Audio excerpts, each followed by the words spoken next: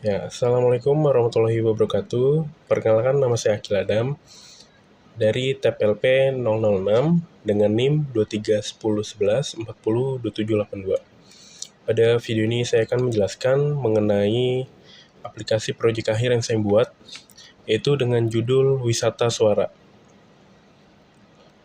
Pada Wisata Suara ini saya menambahkan 5 fitur, yaitu pencarian via suara, speech to text, pemrosesan database lokal, JSON, pemandu suara otomatis dengan menggunakan text to speech, sensor guncangan, sama asisten pengingat waktu, yaitu bisa alarm manager dan notifikasi. Mengapa saya memilih tema ini? Yang pertama, saya menyadari bahwa pengalaman berwisata di museum selama ini sangat bergantung pada indera penglihatan.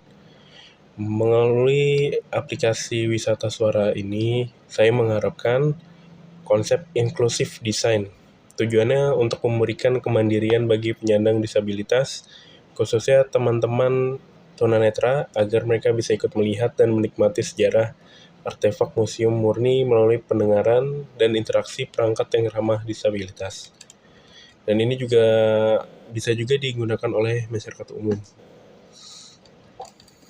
Baik, yang pertama kita masuk pada fitur pertama, yaitu pencarian via suara. Di sini saya menggunakan speech to text. Penjelasannya, fitur ini menggunakan interrecognizer untuk memanggil fitur suara Google agar pengunjung tunanetra tidak perlu mengetik manual. Fitur ini rancang aman dan tidak bentrok dengan pembaca layar, dan talkback di bawah HP. Oke, kita coba ya pada fitur utama ini. Misalkan saya nyalakan dulu untuk talkback ya. Baik, talkback-nya sudah nyala. Ketuk untuk bicara dan mencari artefak. Coba Tombol. saya coba ya. Ketuk 2 kali untuk mengaktifkan.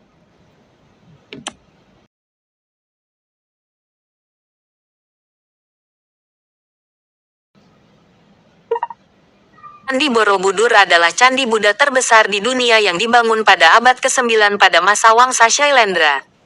Wisata suara. Ketuk 2 kali untuk Oke, saya talkback matikan dulu, nonaktif. nanti saya nyalakan lagi. Kurang lebih penggunaannya seperti itu. Jadi saat pengguna menggunakan suara itu langsung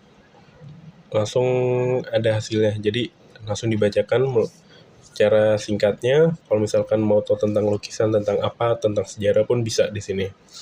Yang kedua, saya menggunakan database mandiri, yaitu pemrosesan JSON, JavaScript. Jadi saya menggunakan ini untuk menyimpan seluruh data sejarah artefak secara mandiri. Misalkan mau cari sesuatu yang dalam lingkup kecil, itu bisa banget dengan aplikasi ini. Jadi misalkan saya Candi Borobudur, itu langsung muncul, tapi secara ringkas gitu. Jadi pengguna tunanetra pun dapat menikmati, maksudnya untuk penggunaan tidak ribet gitu. Terus selanjutnya saya menggunakan pemandu suara otomatis text to speech. Jadi di mana kalau kita ngomong tadi itu langsung tunanetra bisa mendengarkannya gitu. Jadi aplikasi secara otomatis mengubah teks JSON menjadi suara sehingga tunanetra bisa langsung mendengarkan informasinya.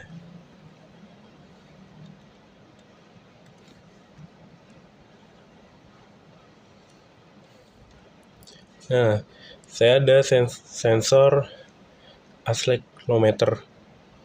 Jadi di mana kontrol guncangan ini, misalkan saya coba ya.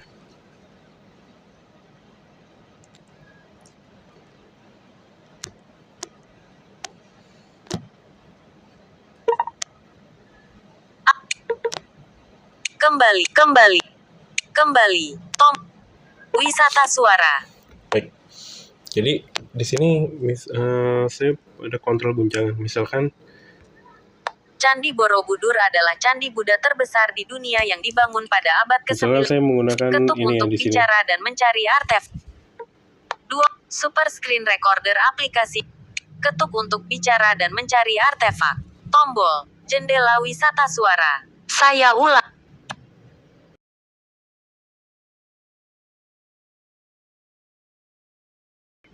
Candi Borobudur adalah candi Buddha terbesar di dunia. Wisata suara. Saya ulangi. Candi Borobudur adalah candi Buddha terbesar di dunia yang diketuk 2 kali untuk mengaktifkan.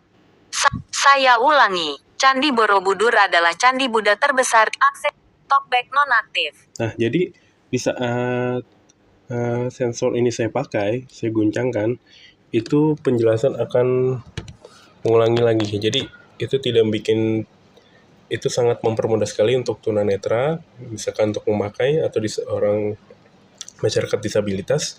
Jadi saat penjelasannya itu sudah ada dan dia kesulitan untuk mengulangi, itu tinggal kita geterin aja gitu.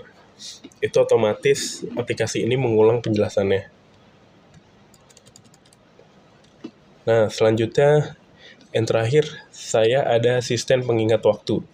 Jadi di mana kalau misalkan pengunjung atau maupun siapapun pengunjung itu lupa waktu atau butuh pengingat, ini kita tinggal udah include pada aplikasi ini. Jadi kita pencet aja. Pengingat waktu 1 menit telah diaktifkan. Jadi misalkan kita udah di museum ini selama 1 menit, nanti otomatis aplikasi ini akan menampilkan atau menjadi pengingat kita udah di museum selama 1 menit. Kurang lebih seperti itu. Jadi aplikasi ini sangat rekomendasi sekali untuk pengguna tunanetra maupun disabilitas dan masyarakat umum. Jadi di mana saat pengunjung maupun masyarakat umum yang berkunjung itu sangat terbantu dengan menggunakan ini. Jadi simple, kita bikin simple. Kalau misalkan butuh penjelasan ulang atau penjelasan lain, pengingat waktu, itu tinggal digetarin aja. Kurang lebih seperti itu.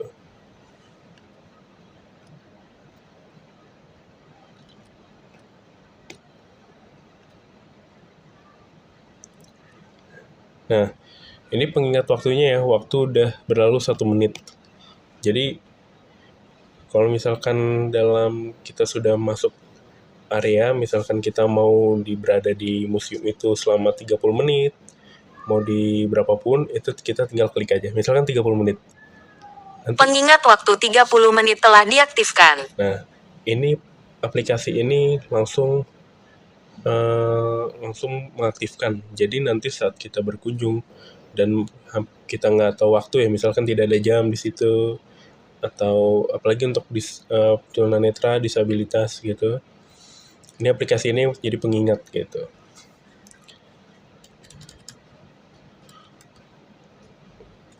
Itu saja yang bisa saya sampaikan. Kurang lebihnya mohon maaf. Mohon maaf bila ada kesalahan dalam penjelasan saya. Saya akhiri. Wassalamualaikum warahmatullahi wabarakatuh.